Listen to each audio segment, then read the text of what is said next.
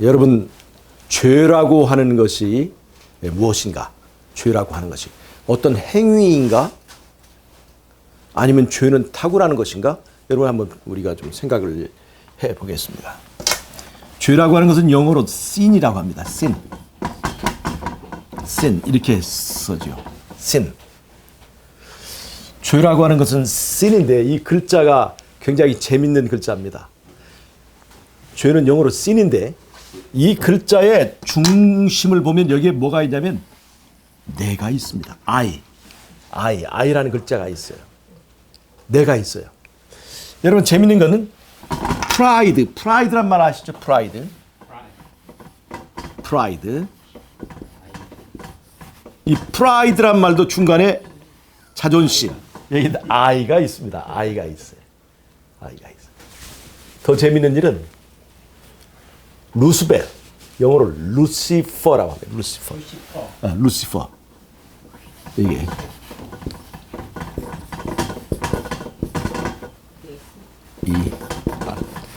루시퍼, 사단의 이름이죠. 루시퍼. 이 루시퍼의 이름 중에도 중간에 이렇게 I라고 하는 글자가 있습니다. 나. 즉 죄라고 하는 것은요, 이 글자가 잘 설명하고 있는데 뭐냐면 나 중심인 사람입니다. 사람이 언제부터 나 중심인 사람이 되었습니까? 원래 하나님이 에덴 동산에 사람을 창조하셨을 때는 절대로 나 중심인 사람이 아니었습니다. 인간이 범죄하기 전에는 하나님을 사랑하고 하나님의 말씀에 순종하고 자기 뜻대로 살지 않고 말씀대로 사는 하나님 중심인 사람이었습니다. 아멘. 그런데 그 인간을 사단이 뱀의 탈을 쓰고 나타나서 유혹했습니다. 하나님이 이 선악과를 이게 먹으면 죽으리라 하셨는데 뱀이 이 선악과를 따먹으면 너도 하나님같이 될 수 있다. 그렇게 얘기했어요. 즉 이 하나님을 섬기지 말고 네가 스스로 하나님이 되라. 즉 하나님이라고 하는 것은 우주의 중심을 말하는데 네가 우주의 중심이 되라. 네가 중심이 되라. 그래서 하나님같이 되는 그런 존재가 되려고 보암직하고 먹음직하고 이것만 먹으면 영생을 얻을 수 있고 하나님과 될 수 있는 지혜를 줄 수 있을 만큼 탐스러운 그 열매를 따먹고 하나님 곁을 떠난 것입니다.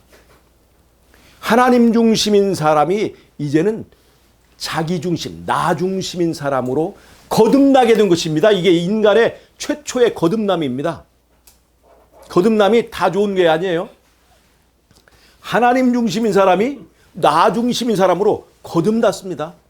그것이 최초의 아담과 하와에게 일어난 변화고 그 다음부터 이 아담의 후손들은 전부 다 태어날 때마다 나 중심인 사람으로 태어나게 되었습니다.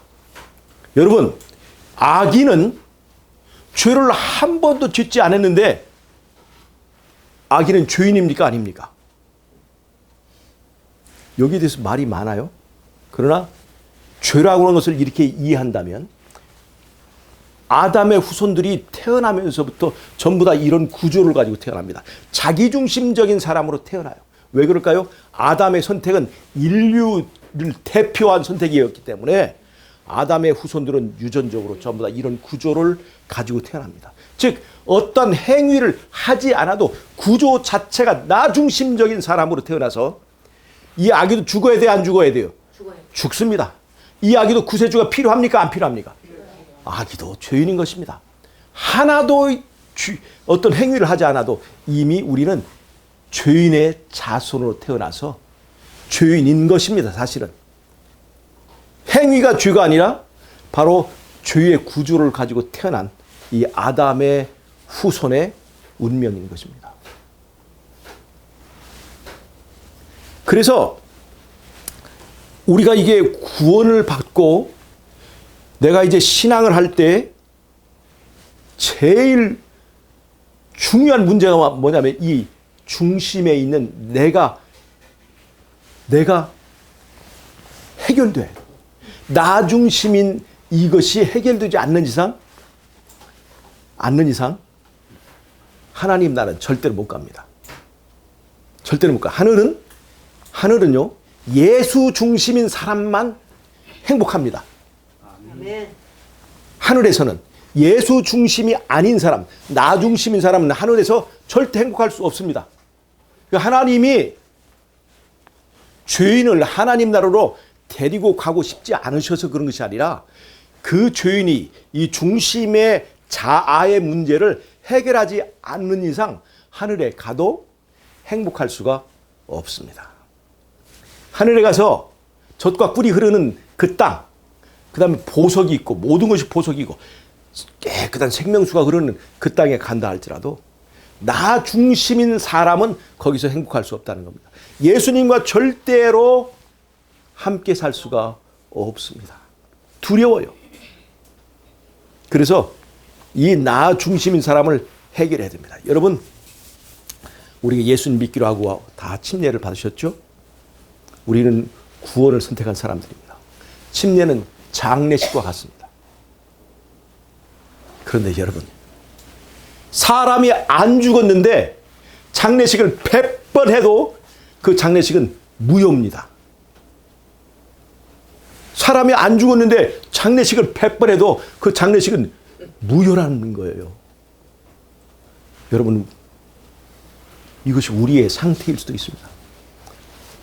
내가 죽지도 않고 내 안에 예수님이 계시지도 않은데 나는 예수 믿는 사람의 행세를 100번 할지라도 그 사람은 하늘에서 사람은 속일 수 있어도 예수님은 속일 수 없다는 것입니다. 죽지도 않았는데 장례식 하는 거 똑같아요. 그런 거 있지 않습니까? 어디 전쟁통에 어떤 그 남편이 실종됐는데 죽은 줄 알고 장례식 올렸는데 나중에 보니까 탈북해서 내려와서 나 살았어 하고 이렇게 하는 경우 있잖아요. 그러면 무슨 소리, 당신 죽었는데 그렇게 하고 무시할 수 있습니까? 어떤 그런 얘기가 있더라고요. 남편이 심장마비에 걸려서 이제 그 관에다 넣고 그 시체실로 가는데 갑자기 이 사람이 저기 심장이 돌아와서 살아서 막 관을 두드리니까 그래서 여보 나 살았어 그러니까 이 할머니가 그러면서 아이 의사가 죽었다는 당신 뭐라고 자꾸 그런 소리 하냐고 그러더라. 그런 말 했다가 당신 뭔데 그런 소리 하냐, 의사가 죽었다는데 당신 뭘 안다고 당신 살았다고 그러냐고 그렇게 했더랍니다. 여러분, 사는 게 중요해요? 의사의 진단이 중요합니까? 여러분, 내가 죽어야 교인이지 사실은 아무리 내가 침례나 세례를 많이 받아도 또는 장로나 목사나 집사가 된다 할지라도 사실은 의미가 없습니다. 우리가 사실 이 세상에 사는 동안에 사람도 속이고 이렇게 살아갈 수가 있어요. 그러나 누구는 못 속여요? 하나님은 속일 수가 없습니다. 여러분, 그래서 뭐가 중요해요? 우리 신앙에서 첫 번째는 문제가 내 안에 있구나 하는 걸 깨닫는 게 굉장히 중요합니다. 아멘. 문제가 바깥에 있는 우리 마누라, 우리 남편 때문이 아니라 또는 바깥에 있는 우리 교인 그것이 아니라 문제가 내 안에 있다는 것입니다. 내 안에. 내가 죽어야 된다는 거죠. 근데 사실 이 자아와 해탈, 이 문제는 우리 기독교만 다루는 것이 아닙니다. 사실 불교에서도 이런 문제는 잘 다루고 대부분의 종교에서 그런 얘기들을 합니다. 그럼 문제는 뭐냐? 기독교와 다른 종교의 차이가 뭐냐? 기독교는 그 일에 관한 구세주를 보내셨다는 겁니다. 그게 뭐냐면 이 자아라고 하는 것이 말이죠. 사실 잘 죽지 않는다는 거예요. 잘 죽지 않아요. 아니, 이 세상의 어떤 힘으로도 이 자아라고 하는 것이 죽지 않는다는데 우리의 이 문제, 심각한 문제가 있는 거예요. 이 절망. 사도 바울도 오죽하면 이것 때문에 오호라 나는 사망의 몸이로다. 누가 나를 이 사망의 몸에서 건져낼 수 있을 것인가라고 고민했던 것은 바로 이 문제였어요. 사도 바울도 많이 그 바리새인의 삶을 살면서 자아를 죽여보려고 했지만 나중에 자기가 양심도 살펴보니까 내가 계명도 지키고 안식일도 지키고 별 선교 활동도 하고 한 것들이 알고 보니까 어떤 때는 자기 자랑하려고 했던 것을 많이 발견하고 오라 나는 사망의 몸이로다. 네? 공고한 사람이. 나는 오라 나는 곤고한 사람이로다. 이 사망의 몸에서 누가 나를 건져내랴. 곤고한 사람이란 뭐예요? 자꾸 했는데도 안 돼. 피곤한 사람이란 말이에요. 곤고하다 피곤하다 이 말이에요. 왜 피곤할까요? 많이 시도했는데도 안 되더라 이거예요. 그 바리새인의 삶이 그거 아닙니까? 많이 시도했어요. 그런데도 안 되더라는 거죠. 오죽하면 그럴까요? 여러분 이 자아는 사랑의 힘으로만 죽습니다. 사랑할 때만 죽습니다. 남자가 여자보다 힘이 세지만 여자의 포로가 돼버리잖아요. 어떤 때? 사랑할 때는 그 여자의 포로가 없는 거예요.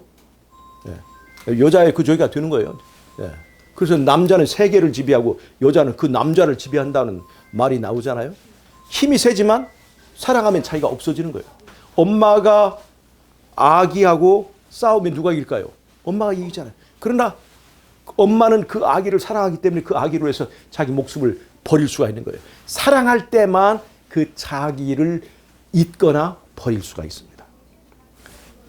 그러면 우리는 이 자아를 정말 죄의 자아를 어떻게 버릴 수 있는가? 그건 바로 십자가의 사랑을 이해할 때만 우리가 이 자아로부터 벗어날 수 있습니다. 거기서 우리가 사랑을 느끼는 거예요. 뭐예요? 하나님이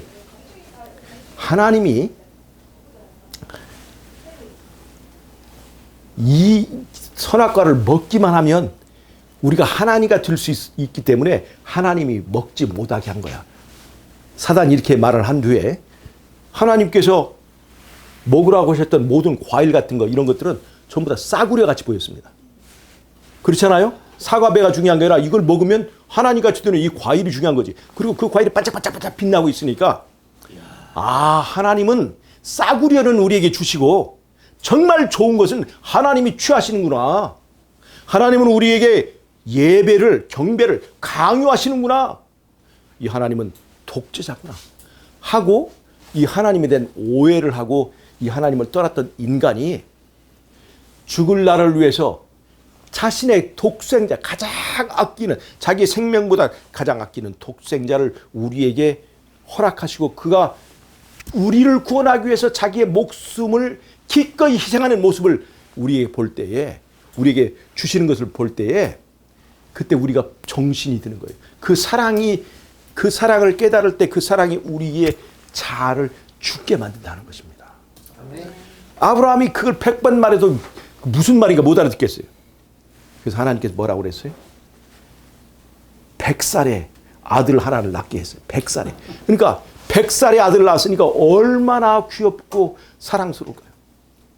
그리고 하나님께서 약속해서 마음 먹고 한번 그 내준 이삭이 얼마나 잘생겼고 그 아들이 커가지고 이제 저렇게 희진 희찬이처럼 창속에서 17, 18세 꽃 피는 나이가 됐을 때 하나님께서 그 아들을 잡아서 제사 지내라 그렇게 얘기를 했어요.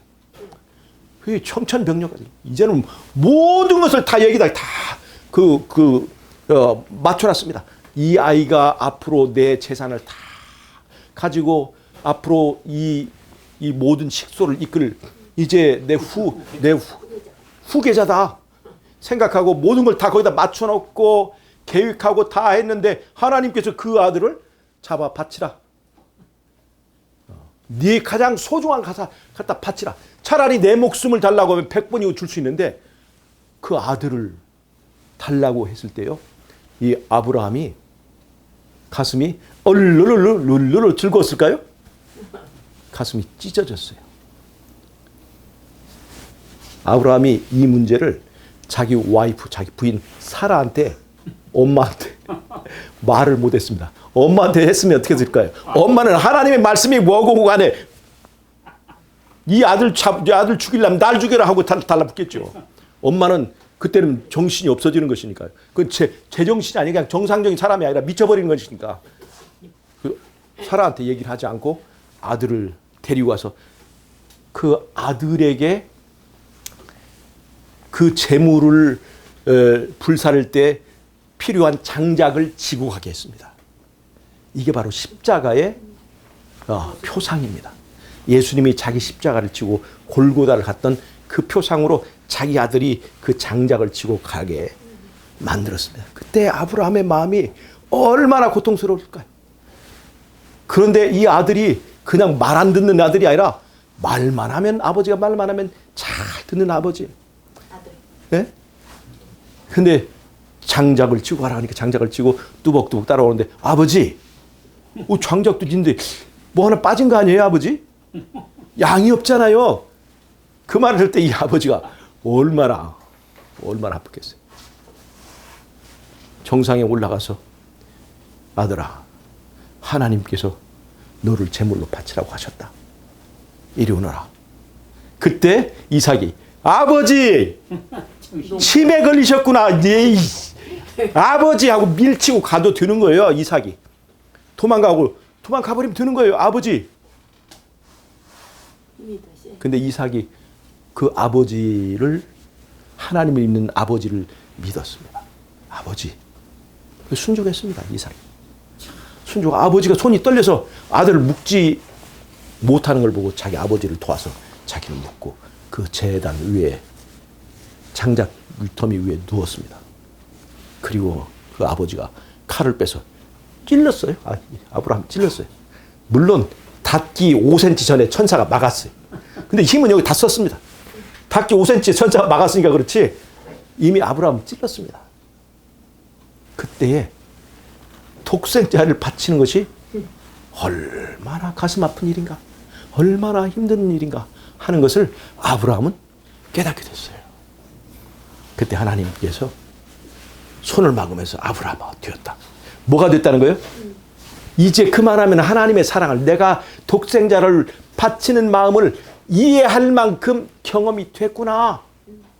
이제 너는 이 사랑에 대해서 세상에 증거할 수 있는 사람이 됐구나. 이제 됐다. 그리고는 아브라함아 뒤를 돌아보아라. 거기 봤더니 이 죽을 아들 대신에 양 한 마리가 거기서 덤불에 걸려가지고 있는 걸 보고, 그 양으로 네 아들을 대신하라. 그 양이 아들을 위해서 죽는 거예요. 그럴 때, 이게 구세주구나. 이것이 구세주의 사랑이구나. 이것이 인간을 구원하는 하나님의 사랑의 의미구나 하는 걸 아브라함이 그때 깨달았습니다. 여러분, 하나님이 나를 얼만큼 사랑할까? 어떤 때는 기도해도 응답도 없고, 어떤 때는 나를 버린 것 같고, 왜 나만 이런 시련과 어려움이 있을까? 라고 하나님의 사랑이 의심될 때 우리는 십자가를 바라봐야 됩니다. 내가 너를 구하기 위하여 내 아들도 아끼지 않고 너에게 다 준다 하는 그 사랑의 의미를 깨닫고 그 음성을 들으면 우리 안에 있는 자아가 미워집니다. 내가 그런 예수님을 못 박았구나. 내가 그런 하나님을 배신했구나. 그래서 자아가 미워지게 됩니다. 그리고 이 자아가 십자가에 예수님과 함께 못 박혀지는 겁니다. 아멘. 내가 이제 그리스도와 함께 십자가에 못 박혔으니 이제 내가 사는 것은 나를 위하여 십자가에 죽으신 예수 그리스도가 사는 것이라고 그때서야 비로소 거듭나게 되는 거예요. 1차 거듭남은 뭐예요? 하나님 중심으로 살던 사람이 자기 중심으로 사는 그게 거듭남이지만, 이제 그렇게 살았던 우리가 이제는 다른 방향으로 나 중심적으로 살던 사람이 하나님 중심으로 거듭나게 되는 것입니다. 제대로 거듭났다. 나 중심적인 사람은요, 항상 나 혼자만 삽니다. 이게 굉장히 외로워요. 군중 속에 있어도 항상 나 혼자 삽니다. 외롭습니다. 엄청나게 아름다운 화려한 궁궐에 살아도 나 혼자 살기 때문에 고독하고 외롭습니다. 그런데 하나님 중심으로 바뀌어진 사람은요, 이제 어떤 사람들은요, 함께 사는 사람이 됩니다. 함께 사는. 아멘. 임마누엘 하나님 뭐예요? 하나님이 우리와 함께 하신다 이 말이에요. 하나님이 우리와 함께 하신다.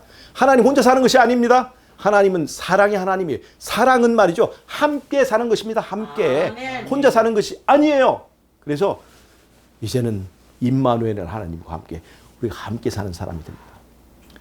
천사와 사람이 함께 살고 하나님과 사람이 함께 살고 사람과 사람이 함께 살게 됩니다. 십계명을 보세요. 사람과 사람이 함께 사는 그 세상을 만들기 위해서 계명 6개가 있고 하나님과 사람이 함께 사는 세상을 만들기 위해서 계명 4개가 있습니다. 그래서 하나님의 나라는 함께 사는 세상입니다. 아멘. 전에는 나 혼자 살았지만 이제는 함께 삽니다. 자, 보세요.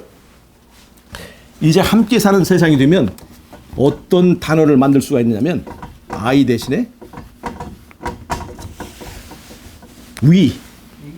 우리가 되는 거예요. 우리 함께 되는 것입니다.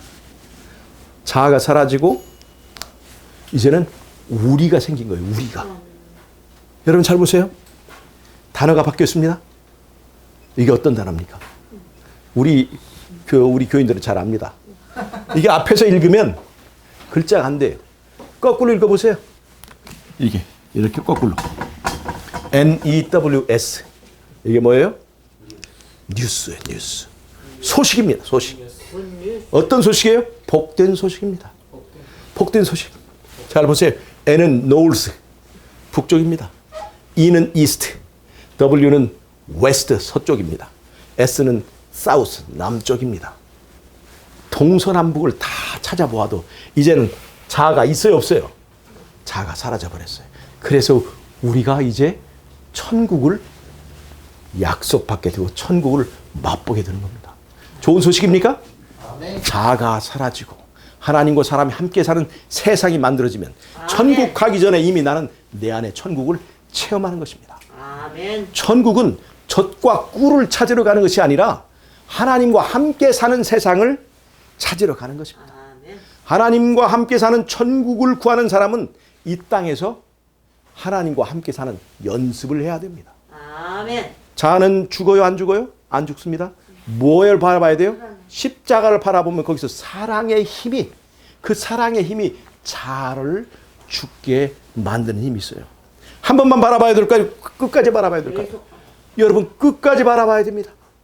바라보는 우리의 포커스를 놓치면 다시 파도 속에 빠지게 됩니다. 여러분, 예수님이 물 위를 걸어오실 때 베드로가 보고 예수님, 저도 걸어갈 수 있을까요? 걸어와라. 그래서 베드로가 예수님을 바라보고 걸어가니까 이런 웬걸? 물 위에 자기가 걸어가는 거예요. 이제까지 평생 수영도 하고 물고기 잡고 바다가 익숙한 베드로였지만 자기가 물 위에 떠서 걸어가는 거는 처음 경험해 보니까 너무나 우쭐댔습니다. 와, 이거 신기한 걸.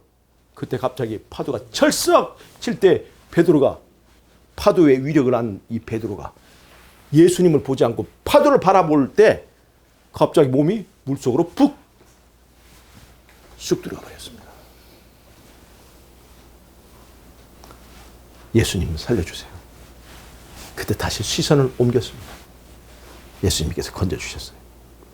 여러분, 한 번 구원은 영원한 구원이라는 착각에 빠져서는 안 됩니다. 여러분, 우리는 인간의 힘으로 구원받는 것이 아니에요. 그러나 그것은 우리의 시선이 십자가의 포커스가 변하지 않을 때 얘기입니다. 우리는 우리의 생명이 마칠 때까지 예수님을 바라보는, 십자가를 바라보는 그러한 우리의 노력을, 우리의 행위를 계속하지 않으면 안 됩니다. 왜냐하면 십자가에서 나오는 그 사랑의 빛만이 우리를 구원할 수 있기 때문에 그렇습니다. 아멘. 여러분, 사람이 죽지도 않았는데도 장례식 하면 그것은 무효다. 죽어야 장례식이 의미가 있다. 여러분이 침례는 이미 받았잖아요. 그 장례식이잖아요. 장례식은 이미 치렀으니까 뭐만 하면 될까요? 사람만 죽으면 됩니다. 예, 사람만 죽으면 돼요. 사람만 죽으면 돼요. 그러니까 십자가를 바라보고 십자가 힘으로 승리하신 저 여러분이 되시기를 바라면서 하나님이 기다리는 굿뉴스, 그건 바로 이 자아로, 정말로 죽지 않는 자아로부터 자유롭게 되어 그 다음에 이제 하나님의 백성으로 거듭나는 이 굿뉴스를, 하나님이 듣기를 원하는 굿뉴스, 그리고 이 이야기를 나도 구원받았다, 나도 자유로 이렇게 되었다 하는 이야기를 전할 때 그것이 굿뉴스가 되는 것입니다. 아멘. 이 경험이 없으면서 우리는 새 천사, 내 천사의 기별을 아무리 전해도 그것은 굿뉴스가 아닙니다. 여러분, 십자가의 힘으로 승리하시는 저와 여러분 되시길 바라면서 모든 말씀을 마치겠습니다. 아멘. 기도하고 마치겠습니다. 하나님 우리 아버지, 우리가 자아의 저주 속에 있었지만 십자가의 사랑의 힘으로 이 자아를 이기고 승리할 수 있도록 은혜 주셔서 감사합니다. 아멘. 우리를 구하시기 위하여 독생자를 바치신 하나님의 사랑을 이해하고 사랑의 힘으로 승리하는 우리 모두 될 수 있도록 도와주시기를 예수님의 이름으로 기도하옵나이다. 아멘. 아멘.